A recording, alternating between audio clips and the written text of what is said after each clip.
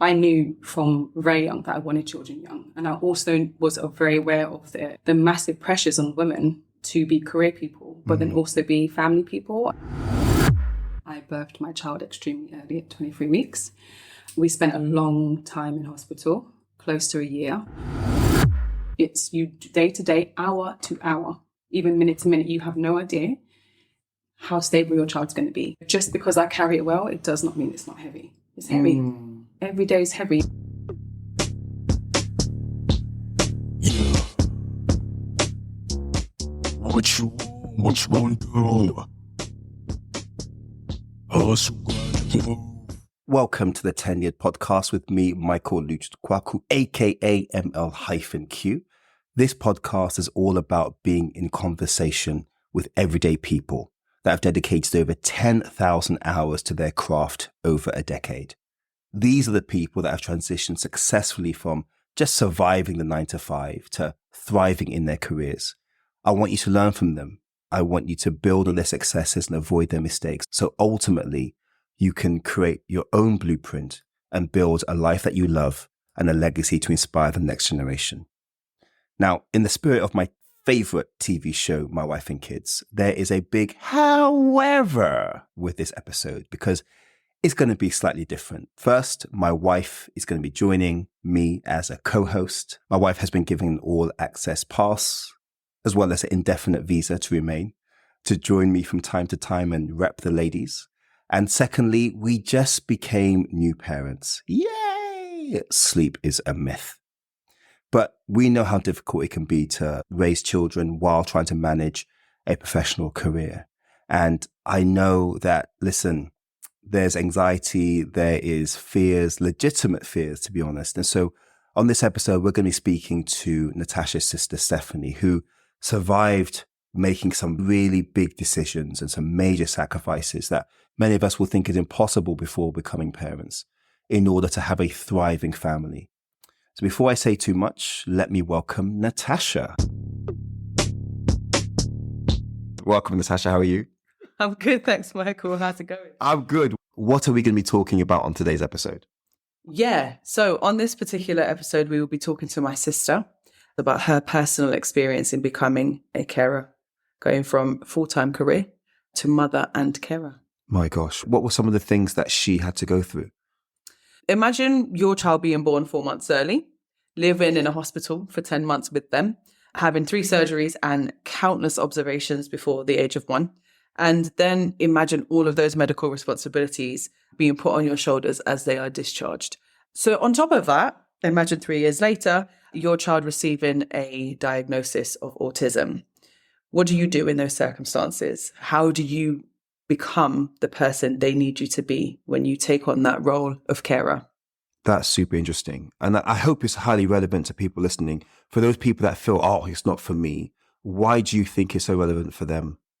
So this may be relevant because 1.3 billion people live with a disability worldwide. That's the equivalent to the population of China.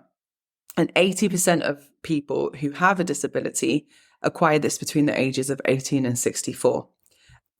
So often, those who become carers are family and friends to that individual. My gosh. So essentially, you can be a banker and all of a sudden have to quit your job or minimize your hours to be a carer for a loved one.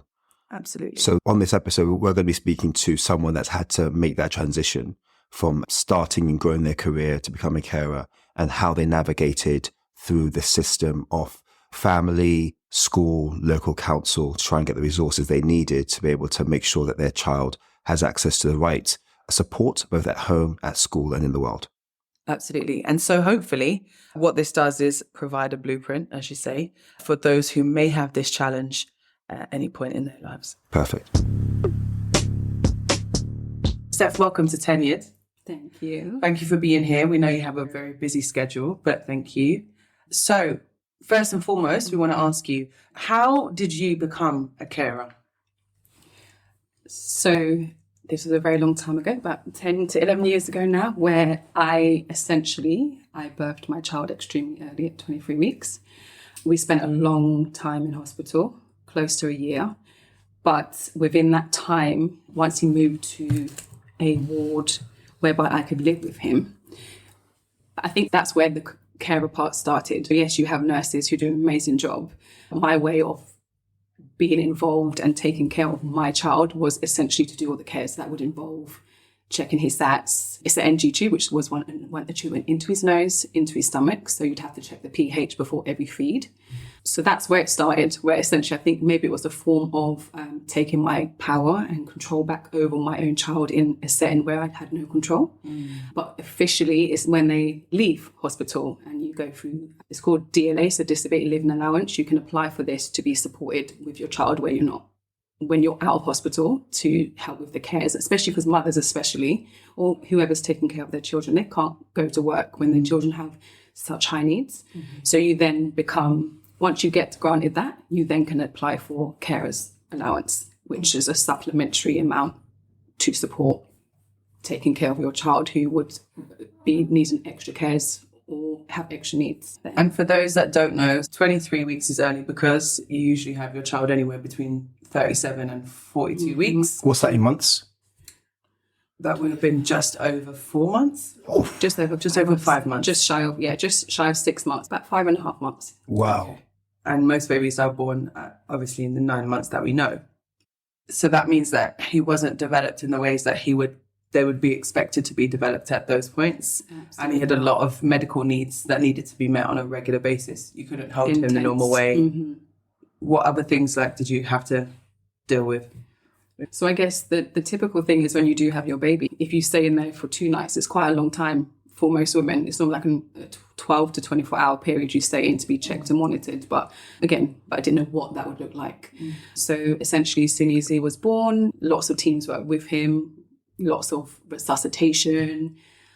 Basically gets whisked away to a NICU where he worked on him for a long time just to get him stable. And then after that, he was moved over to a different hospital which deals with younger gestations. Right. So I think from that moment that you're going through a birth at that state and you've spoken to many doctors who have felt quite open to share the worst case scenario. And I got myself a state of I'm just going to focus on what's happening right now, which was my family with me.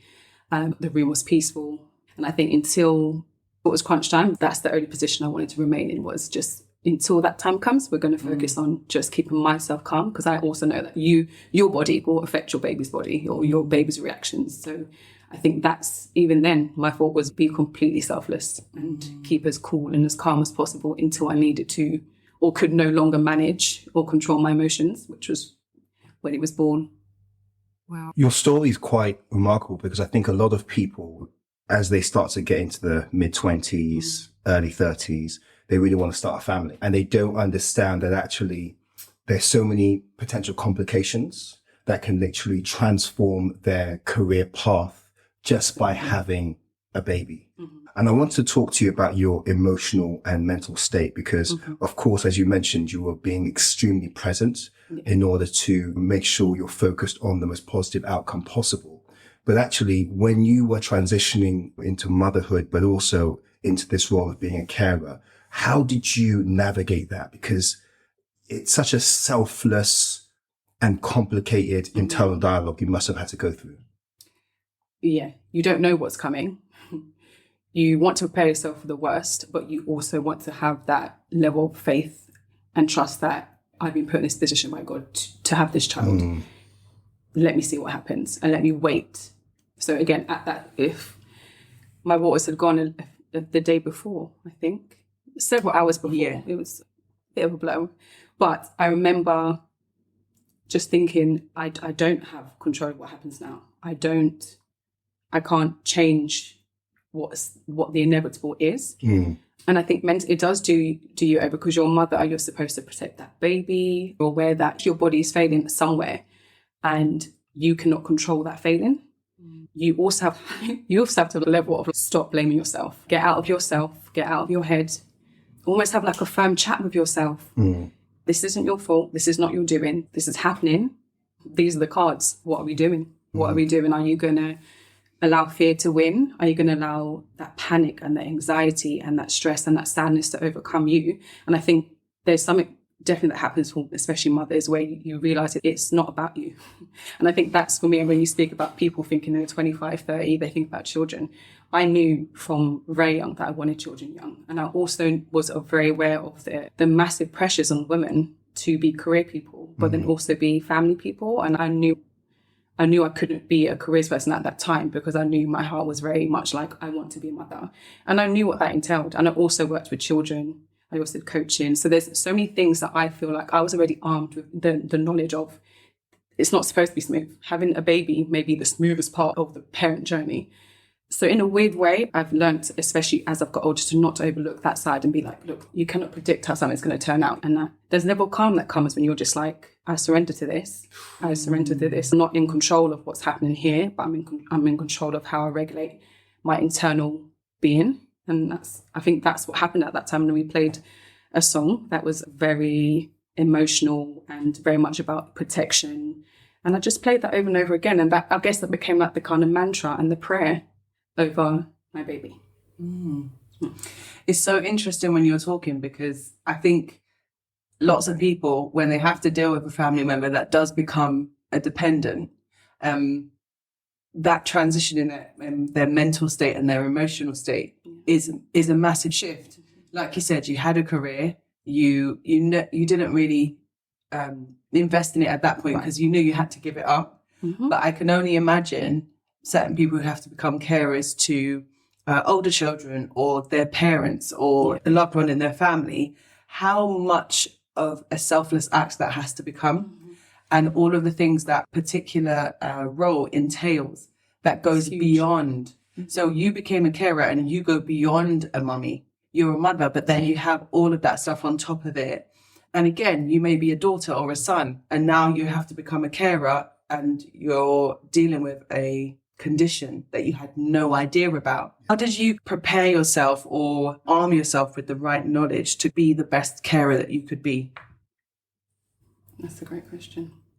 A lot of my work has been around children, not as young as like baby age or toddler age, but it has always been around child psychology. And I think once he was born, I had quite good rapport with nurses and doctors and more the nurses who were there with him all the time. But I was very much, what are you doing? And what's that for? Once I got comfortable again in the initial stage, absolutely not. You're a fish out of water.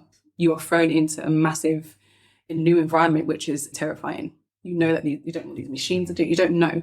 But I think for me, once I got myself balanced, it was about, what is this? How do we do this? What are you doing now?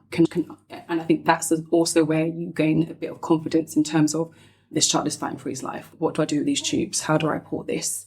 How do I monitor this? And it's that, like, you learn about the importance of talking to your baby and reading books and the importance of touch. And I think that's so trying to collect milk, for instance. Those things became what the focus was. What can I do right now to help this baby? Moving forward, I would definitely suggest like stuff like journaling or just remembering things that I think was so painful and so raw at that time that it was very hard to connect those like thoughts into words and into feelings.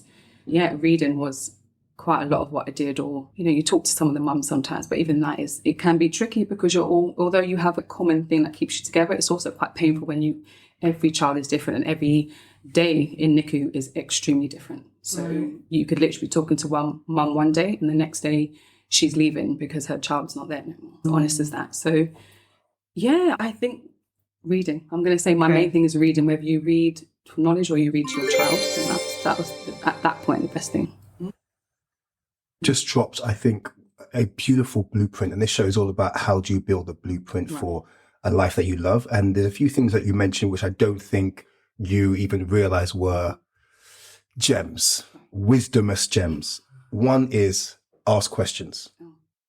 Ask the stupid question. In any career, any job, any life experience, it's so important to ask the basic questions because those will build the foundations you need to understand your journey, where you're going, what the solutions are. If you don't know the questions, what are answers? Second thing is do the basic things. You asking the nurse, can I do this? Can I do that? So you actually have practical experience while being supervised by doing the basic things, which I think is very important. The next thing was focus on one task at a time. Focus on, because listen, for me, Charlie, I can be a procrastinator because I get so overwhelmed by the long journey that I forget, just take the next step. Yeah. Do you know what I mean? And then when you get to that point, ask questions, but ask questions internally and do the research to answer them. So you dropped 4 things, but you said you want to give one. You're giving one. I just want to put respect on your name and your journey and your experience, because you wouldn't be untenured otherwise. Yeah. Thanks. Thank you. It's massive. I think a lot of people in those kind of situations, again, if it's brand new to you and quite a shock to the system, asking questions and asking to do things as well is a big leap. Trying to take that responsibility when you think it's somebody else needs to do it or could do it. I think that is big for people to take away, is have the confidence to ask the questions and then take that step. I think this specific thing is quite difficult because you're talking about a mother and her child. I think sometimes you can talk about other things where you can remove the emotional thing within reason quite simply. Where I think this, I must say the first hospital I was in, no, I didn't even know I could touch him until my sister came and told me. I should have been told I can touch my baby. I should have been told you're allowed to engage with your baby. Bear in mind, these children, as I've just said, it's you day to day, hour to hour, even minute to minute. You have no idea how stable your child's going to be. And I think they're so focused, and rightly so, on taking care of those babies that they forget about there's a human, there's a mother, there's a dad, there's an auntie behind children that are longing for that connection.